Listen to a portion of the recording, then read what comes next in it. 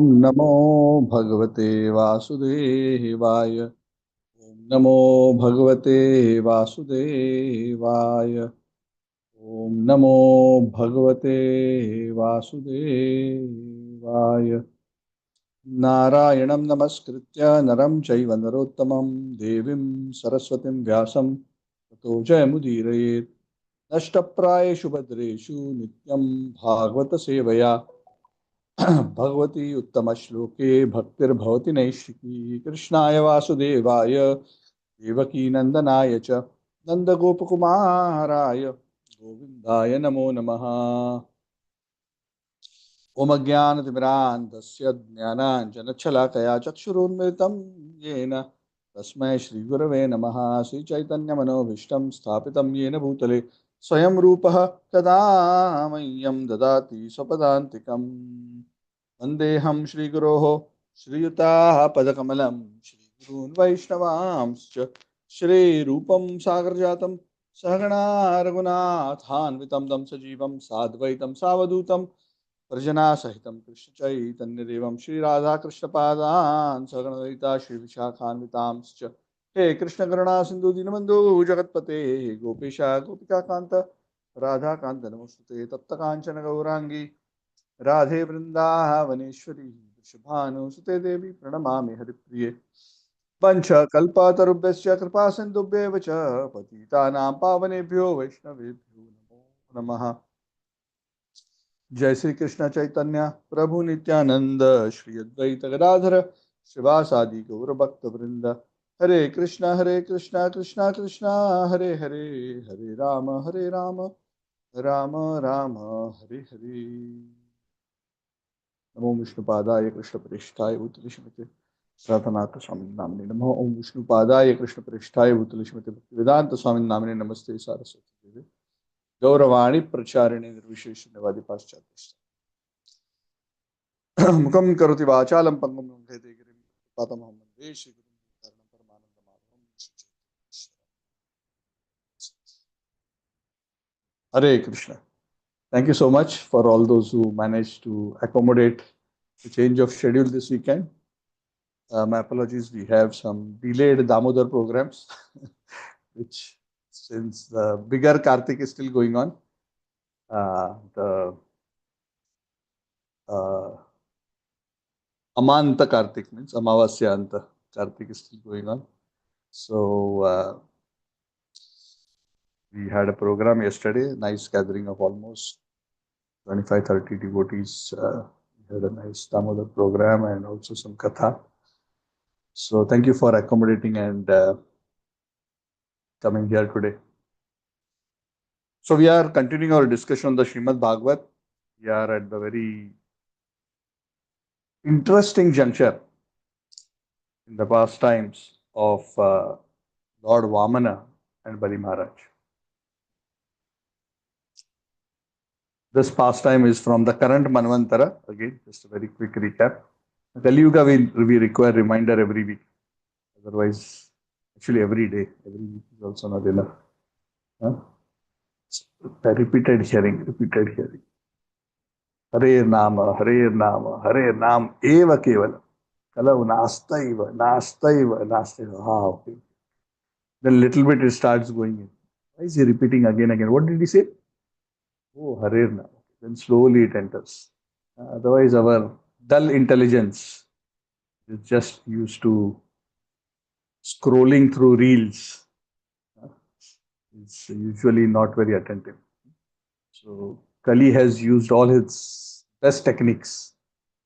Kali comes as friend, but actually is an enemy. Oh, I'm giving you so much entertainment. I was seeing this small.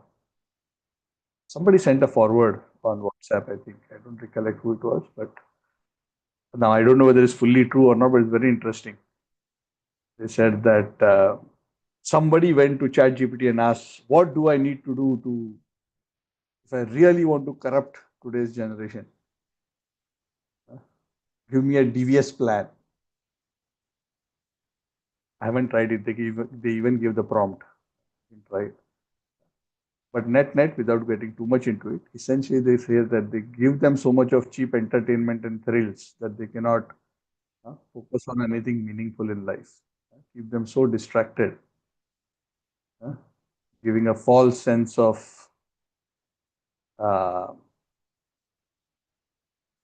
existence, which is actually hollow, but all based on projecting oneself as something one is not, something to that effect. But basically, summarily describing what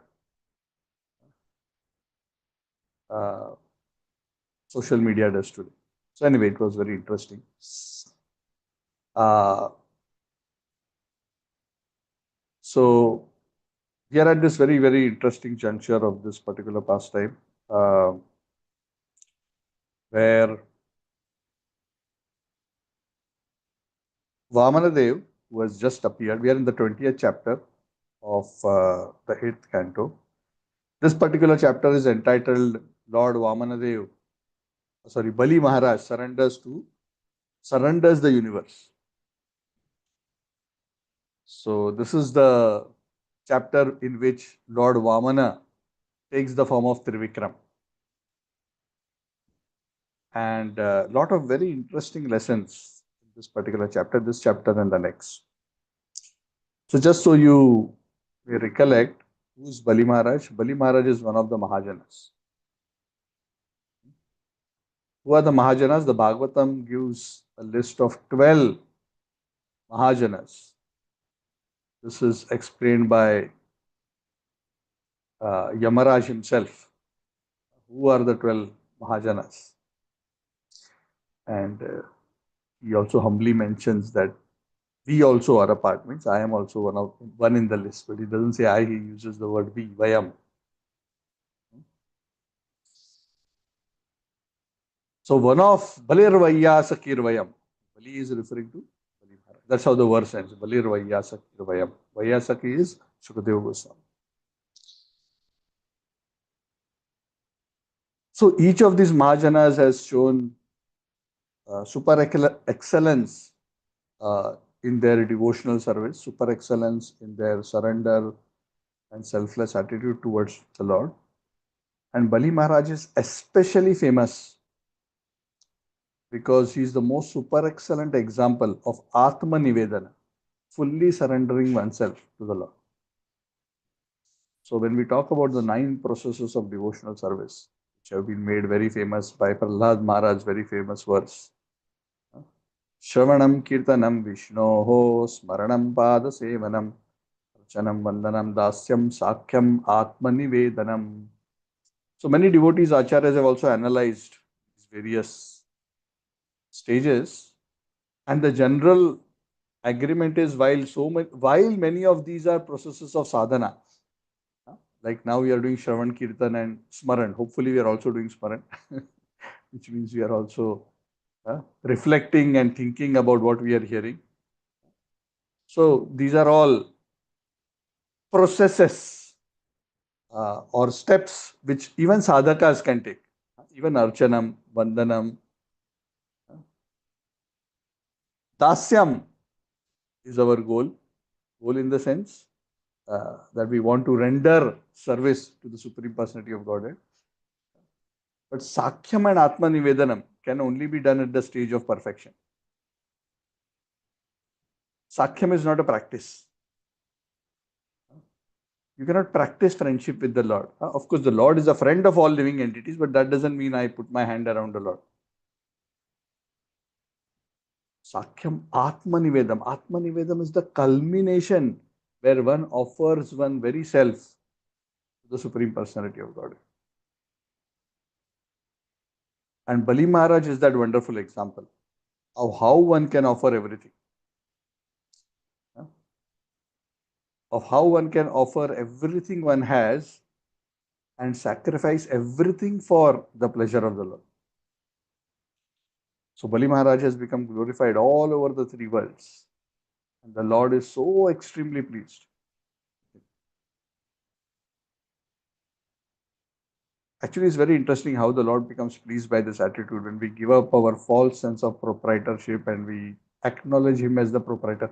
Actually, like Prabhupada says, Actually, what is there for us to give up? Nothing belonged to us in the first place. Right? Some people, this person is so renounced.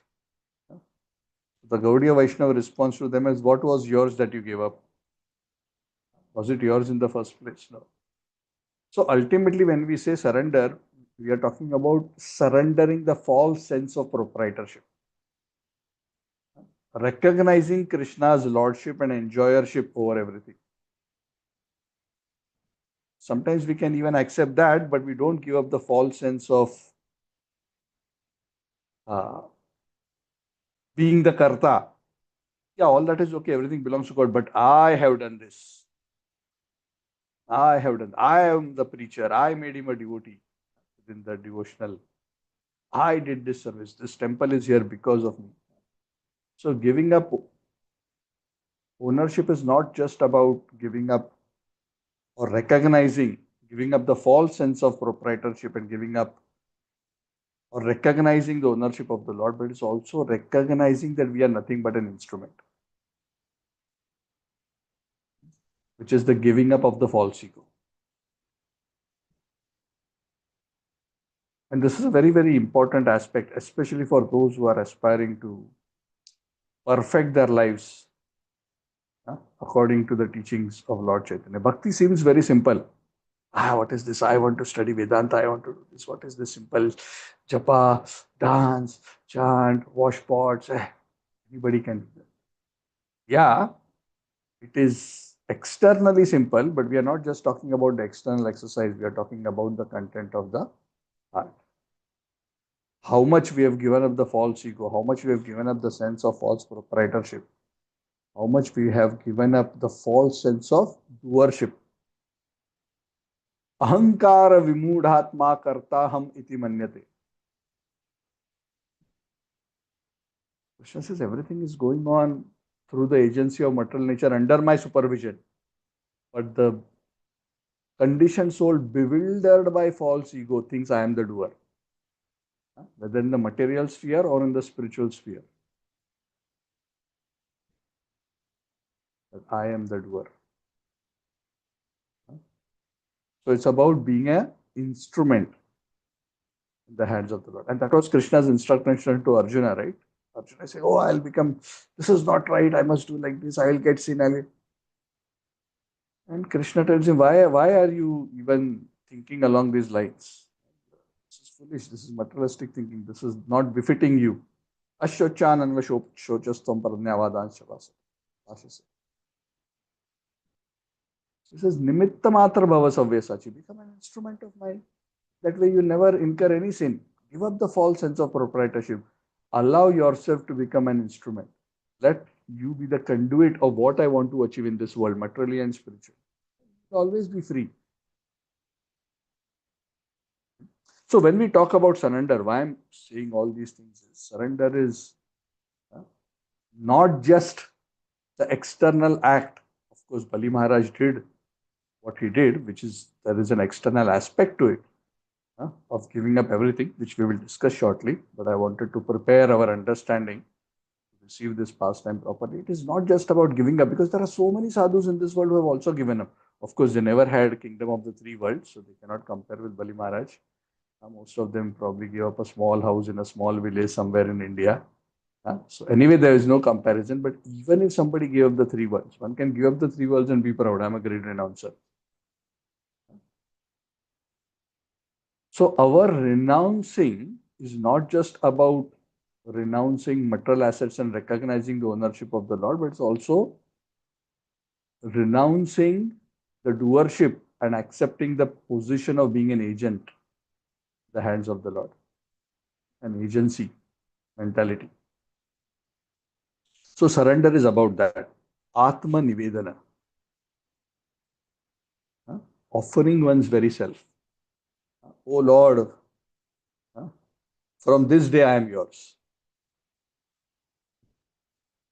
I am yours. What is I am yours? Whatever you want, you do. Atma Nivedana. Lord Chaitanya in his Shikshashtakam, he prays in the mood of Radharani, Ashlishyava padaratam pinastumam adarshanaad marmahatam karotuva. Yada tatha vidadatu lampato mat prananathastu sa eva naparaha. You can do anything, my lord. You are the boss. You are the enjoyer. You don't have to be too concerned whether I'll be happy or I'll not be happy. Whether in the process I will get glory or I'll not get glory. All I want, my happiness is in seeing that I am of some use in your divine plan. Even if I become badnaam in the process, it's okay. Even if I have to suffer in the process, okay. That's what Atma Nivedan means. Offering one's very self. Where it is same. Grishtam, Grishtam, Punarapi, Punaras, Chandanam, Charugandham. Sandalwood, how does it produce fragrance? By rubbing itself. Friction, that's how fragrance comes.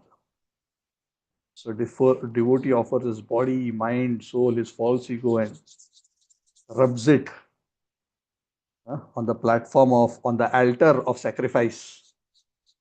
Produce the beautiful flavor, chandan flavor of the offering of his very self, which creates such a beautiful aroma for everyone, for this whole world. So what we are about to discuss is not just about giving up kingdom.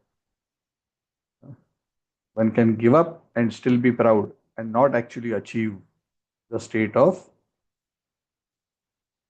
surrender. So in the chapter 19th, as we were discussing last week, Vamanadev, in his Batu form, after receiving the sacred thread, all the blessings from the Devatas, comes to the assembly, Brigukacha area, on one side of the Narmada river, where the descendants of Brigu are assisting, headed by Shukracharya, are assisting Bali Maharaj to perform his Ashwamedha Yajnas.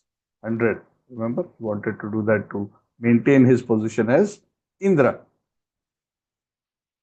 And as he enters, his aura, his effulgence is so extraordinary. Everyone is like, wow, everyone is standing up. The more we are devoid of false ego, the more we are carriers of the mercy of the Lord, the more we carry the Lord and his devotion in the heart, the more that devotional presence is felt by others who are around us.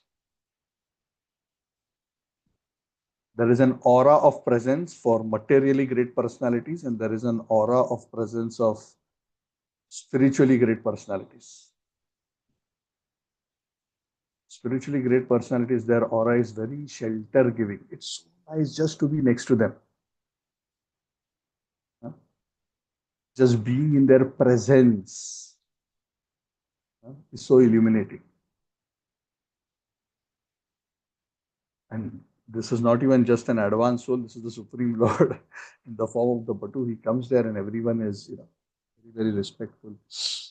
Bali Maharaj worships Vamandev very, very nicely and says that, what is it that you want? Please tell me. And essentially, to cut a long story short, we discussed this already. He says, ask for something. I can understand you have come to ask for something. And it is my great fortune to be able to serve you and offer something to you. You are such a great personality. And Vamandev says, I want 3 steps of land. And Bali Maharaj says, I thought you are very smart, but looks like you're not very intelligent. Ask something from me so that you never have to ask again. And being the wise Brahmana role that he's playing, Vamandev tells that for one who is greedy, he'll never be satisfied. Brahmana must be satisfied, which comes easily of its own accord. If I cannot be satisfied by what I actually need, which is 3 steps of land, I will never be satisfied no matter how much I ask. So, Brahmana's essential quality of a Brahmana is satisfaction. That's why Brahmana doesn't take job. He just does his seva, whatever he gets, naturally he will satisfy. Very difficult to find such a Brahmana, isn't it? Huh? I mean, even in our own society, we get the second initiation, but really, how many of us actually display that kind of a quality of uh, just rendering service and being happy with whatever comes of its own accord? It's not at all easy. So that's why Namo Brahmanya Devaya Go Brahmanya Hita. Those who are Brahmanas, what to speak of Vaishnavas, those who even show genuine Brahman qualities are so dear to the Lord. Because uh, they are very non-possessive and not interested in material enjoyment. They just want to do welfare for others and help society, guide them and teach them. Yachan, Yajan, Patan, Patan, Dana, Pratigraha. These are the 6 actions of a Brahmana. So when he speaks these very enlightening words, uh, he's very happy, Bali Maharaj, and he's about to take a vow. Sankalpa, that I will give you. And Shukracharya is watching all this, and Shukracharya knows who's Vamana. He immediately intervenes because he can already see his Dakshina disappearing. He knows the plan of Vishnu. And Lord Vamana allows him to understand. Actually, could Lord Vamana not have covered up his intelligence? Of course, he could have covered it up. But he does not. He lets Shukracharya reveal his position to Bali Maharaj. It tells him Vishnu is going to take everything away, and he gives him various scriptural quotations of why, even though he said that you will give him 3 steps, you can still backtrack. You gave, wow, I'm giving you scriptural reasoning of why you can backtrack. This situation you can backtrack. He quotes some various. So sometimes when we become expert in scriptures, which Shukracharya was, rather than using scripture to go higher, we look for scriptural quotations to justify our selfish interest. Isn't it? I mean, that's what Shukracharya was doing, right? Was Shukracharya actually trying to help Bali Maharaj? He was trying to convince Bali Maharaj why he should not do that, so that Bali Maharaj doesn't lose his wealth, and if Bali Maharaj maintains his wealth, he will continue to get his remuneration. So he was basically protecting his livelihood. It's not that what Bali Maharaj, Shukracharya was saying was absolutely wrong. He was also quoting some scriptures, but there are many kinds of instructions in the scriptures. That's very important to understand. And there are levels within duties. When a higher duty clashes with a lower duty or a lower injunction, the lower injunction must be given up and the higher injunction must be accepted. So please remember that. As devotees, we should know. Because somebody may suddenly quote a verse and say, "Yes, Prabhu, what about this?" We as devotees should never forget that Krishna, after giving all kinds of instructions on all kinds of yoga, right from Sakam Karma Yoga to Karma Yoga, Jnana Yoga, Ashtanga Yoga, all kinds of yajnas and this and that and dharmic principles, eventually Krishna tells Arjuna, Sarvadharman Parityajya Mamekam Sharanam Vraja Aham Tvam Sarva Papebhyo Mokshayishyami Ma Shuchaha. This is the highest principle.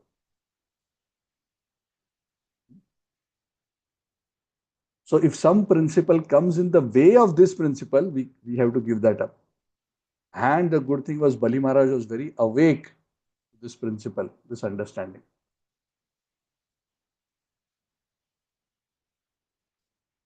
When Shukracharya made a detailed argument, and we have gone through that argument, so I'm not going to repeat.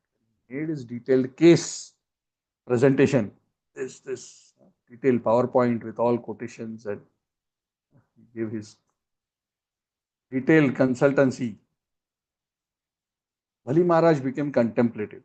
He started thinking, my Guru is speaking. That's all. You know? Let me reflect on what he's saying. And after due reflection, he started speaking to his spiritual master.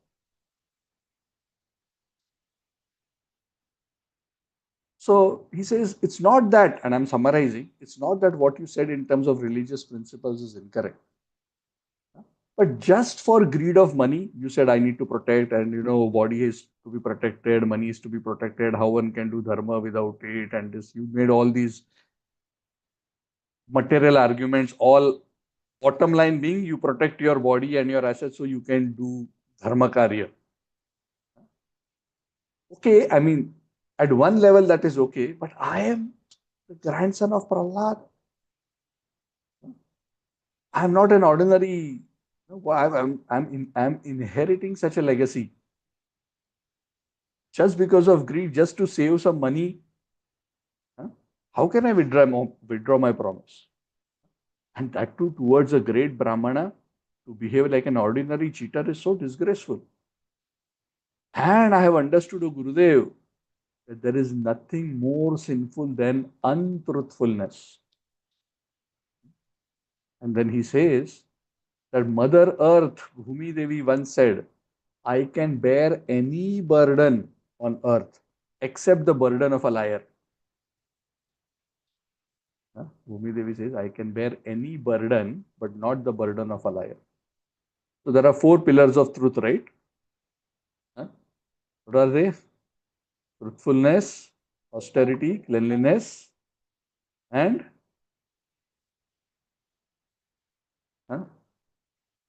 Satya, Daya, mercy, Shaucham, and Tapa. 4. So, truthfulness is the last. Kali Yuga, only one pillar remains, right? Which is truthfulness. And that also is fast depleting. So, truthfulness is the last leg of religion. You're asking me to give this up just to protect. So, it's okay. Let me fall into poverty, no problem. Even if I go to hell, there is no problem. I am not bothered what I have to suffer. Even if I have to die, it's okay. But cheating a Brahmana, I will not do. Anyway, all possessions are taken away at the time of death. So why should I be so bothered? Even if he were to take away everything. Correct? You understand his argument? Anyway, everything is going to be taken away. Is it not? And this is also a very beautiful principle. Sometimes some people say that, oh, I will not offer everything to Krishna. Yes, you may not offer everything to Krishna now, but if you don't do that, Krishna will still take it away, everything away from you at the time of death. Very interesting. Just think about it. Huh? Everything will be snatched away from you at the time of death. So, what is intelligence? Let me get the credit of willfully offering everything to the Lord, isn't it? Huh? Isn't that smart? Correct? Huh? If not now, at least in old age. Of course, that's not Bhagavatam teaching, but I'm just saying for people like us in Kali Yuga. Bhagavatam says, Kaumaram acharit dharman bhagavataniha. Lord Maharaj is very enthused. He says, from 5 years old, no waiting. Don't wait to become old. And actually, that is true because you cannot fix yourself after you become old. Old dogs cannot be taught new tricks. Devotional cultivation has to be a lifelong cultivation. Then only that last bit of surrender can come later in life. It's not that throughout the life you enjoy and one day you say, now I'm going to switch to devotion. Nothing like this will happen. It's not so easy. In fact, it is so difficult to change one's nature later in life. Our habits, our mentalities, our behavior becomes so embedded within our body mind. It becomes very, very difficult to adjust it. So anyway, I'm going to lose. Bali Maharaj is saying, better I please this Brahmana Vamana rather than risk displeasing him And there are examples in scriptures for great personalities like Dadichi Muni, Maharaj Shibi, who give up everything, their own bodies, for the sake of a higher cause, to benefit people in general, and they have been glorified since time immemorial. And if you and he doesn't mention this, but I'm mentioning this. huh? Dadichi Muni, when he was asked for his own body, at that time also he made a similar statement. Anyway, this body is going to go. Better I give it up voluntarily for a good cause, isn't it? Huh? Any one of us can really take our wealth with us, protect our wealth beyond the time of the expiry date of the body. Nothing. Cannot take family, cannot take wealth, cannot take name, cannot take influence, nothing. Reset. So better somehow in life we willfully offer whatever we have, which actually belongs to the Lord anyways, but at least acknowledge. Huh? It's not that we just say, oh Lord, everything is yours and then I keep everything for myself. No, not like that. Use it for His service. But first step is at least say it. Then slowly, slowly we mean it. It's okay. Sometimes, as sadhakas, we say many things, we are still not able to actually live up to it. It's okay. Okay, in the sense that it's a good first step nonetheless. So, it may not come inside out to us. So, we are slowly going outside in. Outside in means initially we are acting. Then slowly, slowly our mind, it will go penetrate and it will eventually become our. That is what is sadhana bhakti. We are not bhakta, but we act like a bhakta. And slowly, slowly we become a bhakta. Sadhana bhakti, bhava bhakti, prema bhakti. You cannot say I'll do bhakti when I feel prem. It will never happen.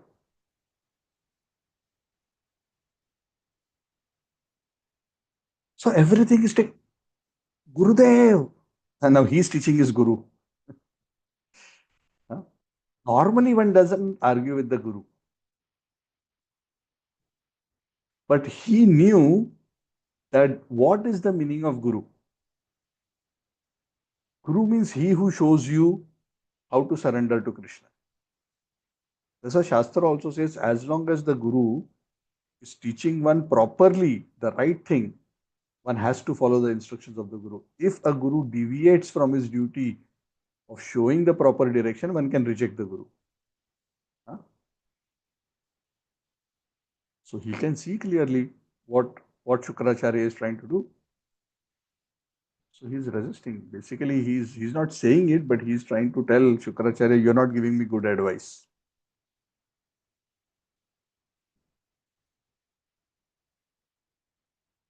So anyway, everything is going to go better. I get good reputation by not being a liar. For Kshatriyas, good reputation is all important. Honor. Kshatriyas are very conscious of honor.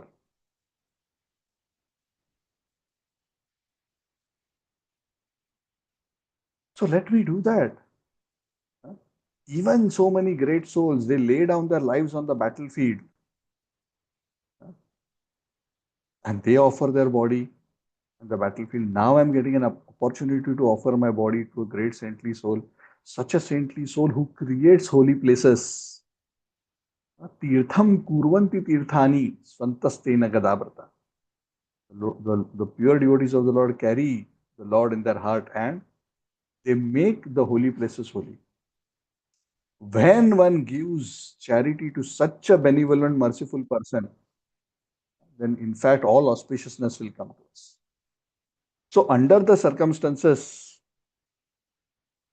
Shukracharya ji, I must give this little brahmachari whatever he wants. I know you are aware of all religious principles, you are very good at doing radhanas and everything. Huh? You are all very good in this.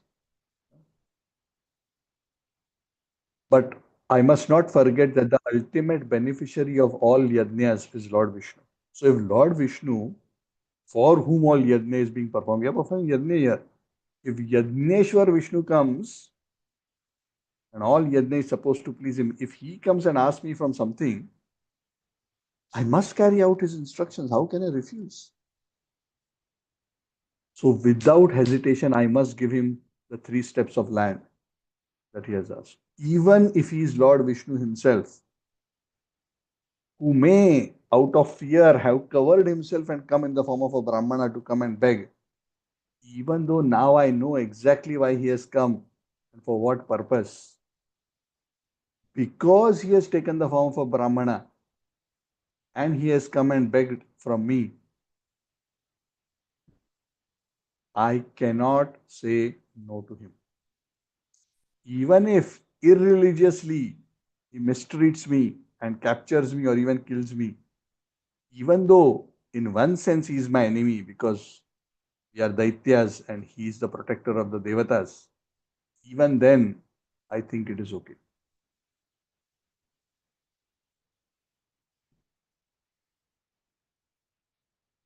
And he says many other things. I'm basically saying in brief. So Shukracharya, when he realized, uh, my disciple is not listening to me, Shukracharya became very, very disturbed. So this is a very important lesson. Those who are spiritual teachers, either as, and I'm not just talking about Diksha gurus, but even in any spiritual capacity, as a temple president, as a community leader, as a counselor, as a preacher, we all have our influence over certain devotees, their lives. We have to be always very careful that we do not join the Shukracharya club. What is the Shukracharya club? Shukracharya club is when the primary concern of our giving advice, packaged as spiritual advice, is basically to make sure that my position, my control, my influence, my benefit is not affected. It's okay, you become nice devotee, but don't do in such a way that, and when one sees that one's own interest is being compromised, one will dig out from Prabhupada's books, purports, great acharyas, example, pick exactly the things and build up a story as to convince the person this is what you need to do. But that guidance is not meant for the welfare of that particular devotee. It is meant to serve our own interest. This is the nature of conditioned souls, whether we agree it or don't agree.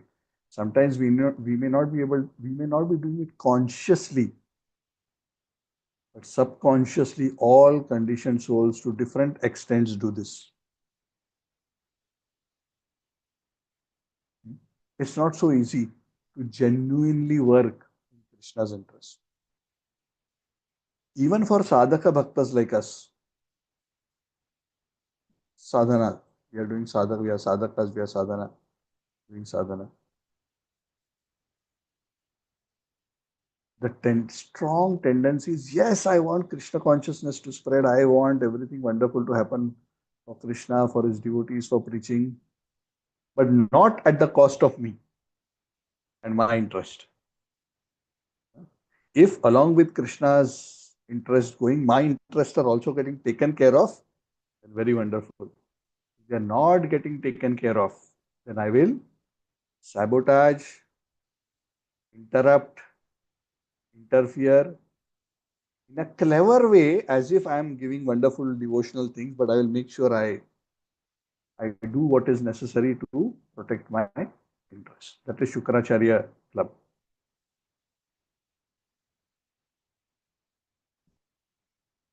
And that is the lesson for us. Because there is a Shukracharya sitting in all of us. A clever Shukracharya who knows many quotes, many stories, but who will eventually use all this just to serve their interest.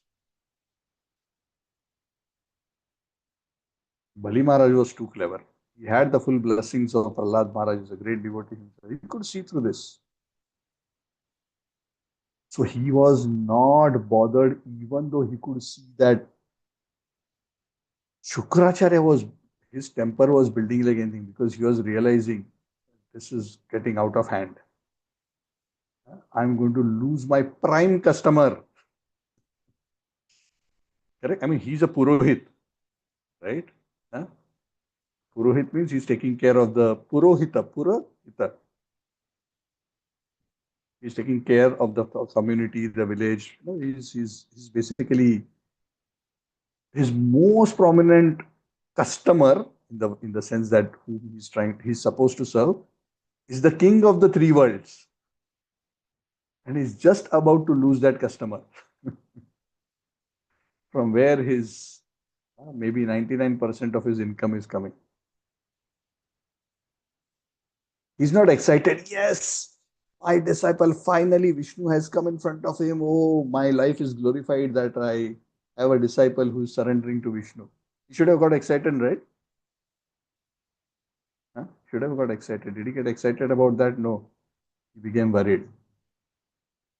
He saw Vishnu, he could have fallen at the feet of Vishnu and begged for pure devotional service and told Bali Maharaj, come, let us both fall at Vaman Dev's feet.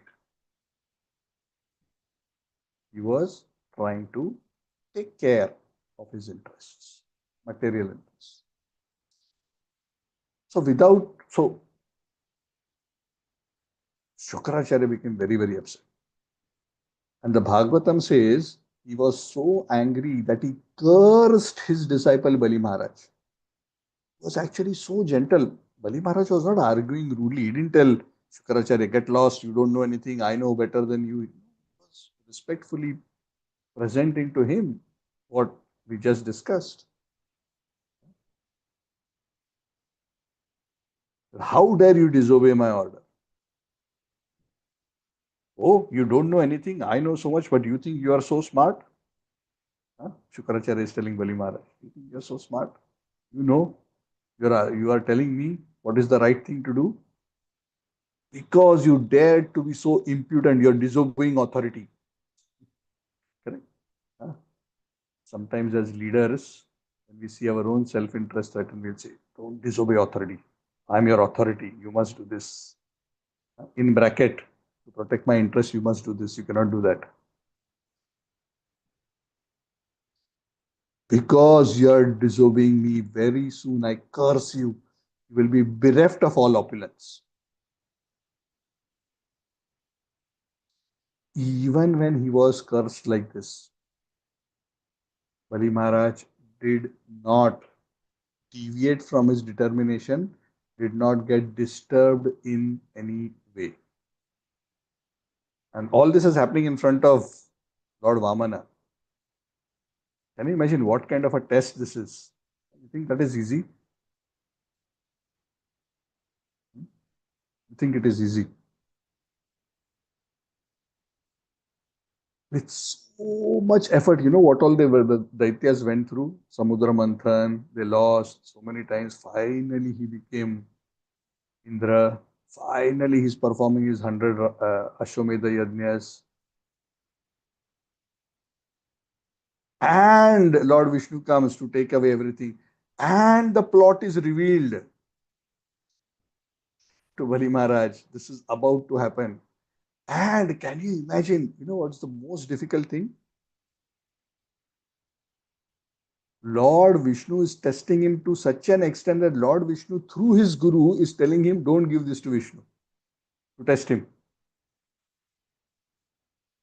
Huh? See, normally what we'll do, if we were in that position, at least, okay, I don't want to talk about you, but if I were in that situation, I would have thought, yeah, you know, Krishna, sorry, yeah, but my guru told me, yeah, don't surrender to you. Gurudev, thank you, Gurudev. Jai Gurudev. Guru Mukha Padma Vakya Chitte Te Koriya Aikya Arana Kariyo Mani. We would have used the words of the Guru, even though we may technically would have known that the Guru is not speaking in my self-interest. Good, right? I mean, in our society, one of the easiest way to wash one's hands off any other person's instructions or guidance or authority instructions to say, Prabhu, my Guru has instructed me like this. Sorry, Prabhu, I really wanted to do this, Prabhu, or what to do, Prabhu, my Guru. Then everyone has to become quiet because who can say, don't follow your Guru?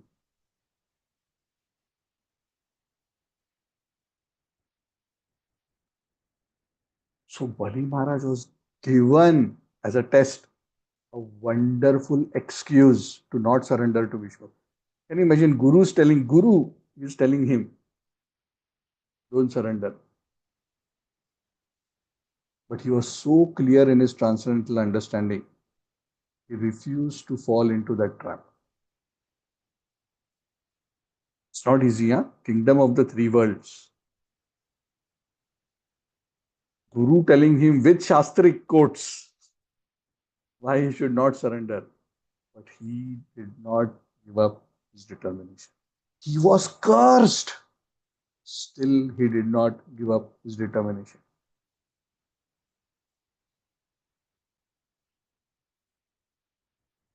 Then he offered water to Vamanadev, he said, and then he completed his vow and he told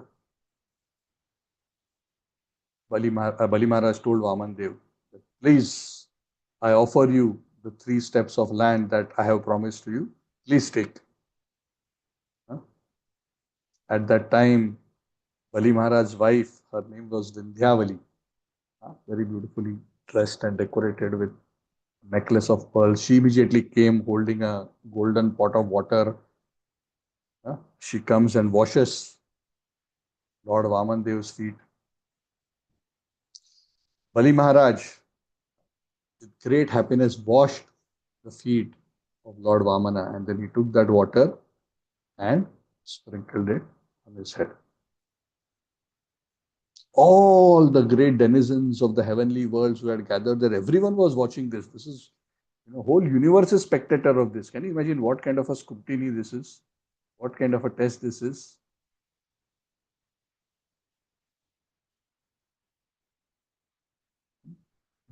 That which you have worked hard all your life to acquire is being taken away from you in a moment through what externally appears as cheating.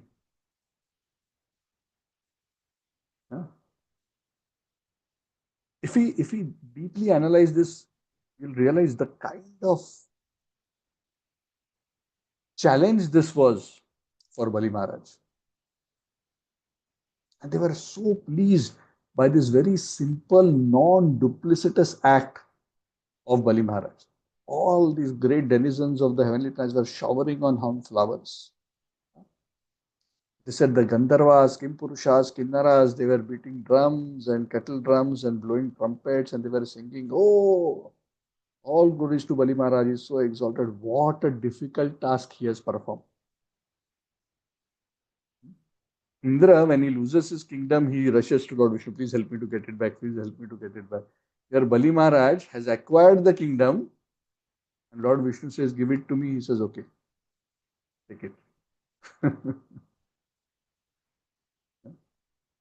The Devatas are saying, Bali Maharaj has performed such a great difficult task because even though he knew Lord Vishnu was on the side of his enemies, he nonetheless gave the Lord the entire 3 worlds in charity. Mind you, when Bali Maharaj took the promise, he knew already. He didn't know exactly how the Lord is going to take the 3 worlds.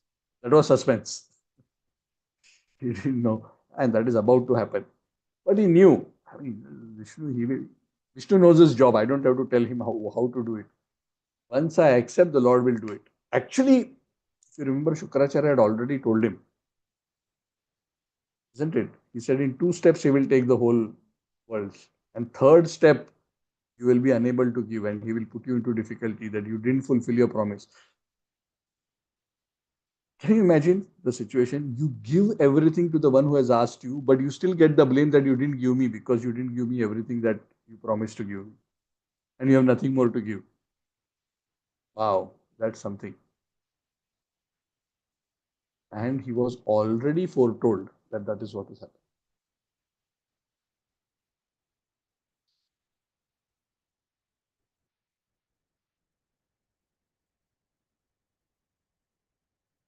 So it is said at that point in time,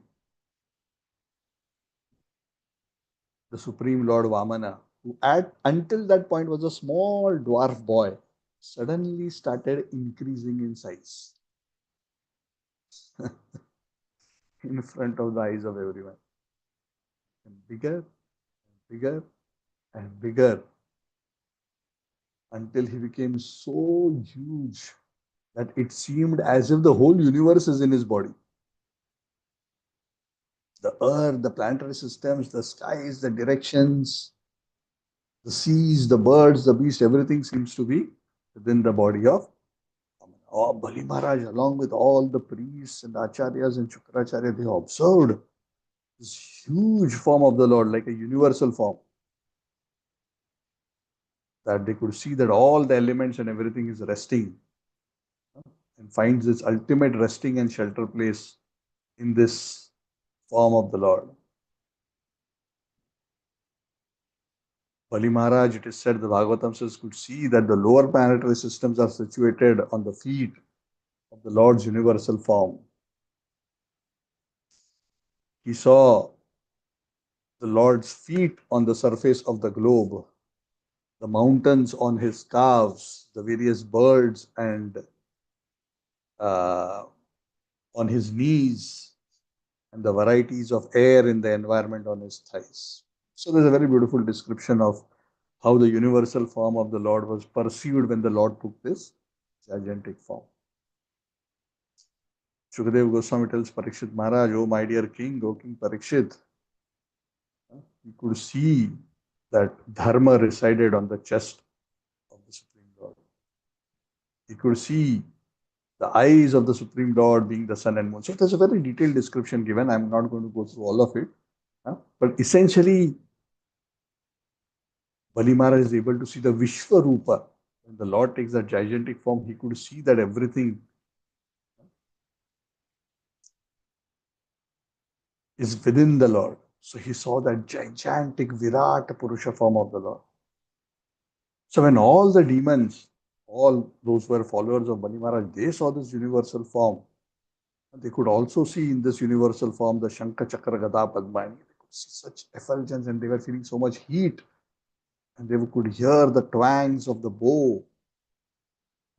They were all getting panicked. Where, the Lord, who has a conch shell by the name of Panchajanya, he has the Gada known as Kaumodaki, the sword named as Vidyadhara, the shield which has 100 moon spots. Lord Vishnu's shield, he has a shield, his Ashtabahu form. So sometimes we wonder that, the Lord has 4 arms, but sometimes Lord Vishnu takes 8-handed forms. And there are many descriptions within the Bhagavat of his 8-armed form also. Especially the Narayana Kavacha. Ashtabahu, he said, the Lord takes the Ashtabahu form. So other than the Shankachakra Gada Padma, he has the sword and the shield. And I think the gourd and one more thing. I don't recollect in the 8th hand what he has, but yeah, he has a gourd in one hand. Sorry, bow and arrow, not gourd. Bow and arrow and sword and shield. Like that. The best of quivers, arrows, which is known as the Akshayakshayaka. And all the devatas and others started offering wonderful prayers to this. This is amazing darshan, very unusual darshan. Where Vamana is assuming this universal form. The associates of the Lord from the spiritual world, like Sunanda, they came there and they started offering beautiful prayers. They were so decorated. They are all Vaikuntavasis. They are so wonderfully decorated. And everyone could see on the Lord's chest the beautiful Shrivatsa mark, the Kaustuba gem, wearing a yellow garment with beautiful belt, flower garland, surrounded by humming bees.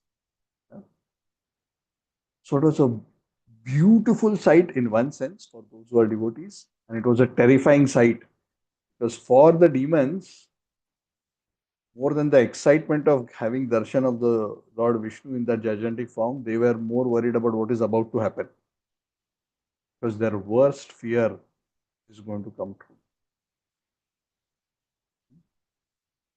And the Bhagavatam says, in one step, the Lord covered all the lower planets, and in one step, his foot was already on the earth, right? One step, all lower covered, and one step, all the way up covered. Not any spot remained in the universe for the Lord's third step. It is said when the Lord extended his foot high, the Lord didn't simply cover up to Swargalok. It is said the Lord's foot went higher, higher, higher beyond Swarga. Janarlok, Maharlok, Tapolok, Satyalok went and touched the covering of the universe. And that is when the Lord's toe created a crack, the shell of the universe, and the Viraja river leaks in, touching the lotus feet of the Lord, and becomes Ganga. So, this is where this chapter ends. And the beautiful pastime will continue in the next chapter of what happens next. The test that Bali Maharaj is being subjected to actually has not yet ended. There is something more which is about to happen, that I will keep that suspense for the next class, so that we have a better appreciation of what Bali Maharaj had to go through. So it's not so easy. For one who has been honored, Krishna says, his honor is worse than death. This is for those who have a false ego, not for the pure souls. So it's not easy. So this is the wonderful example of Bali Maharaj, of his Atma Nivedana, the Lord. So we'll continue the pastime. We will continue from the point of the discussion of how the Lord's toenails brings Ganga into this world, and then continue to discuss how the pastime unfolds subsequently. So I'm going to stop here. Thank you very much. Questions or comments?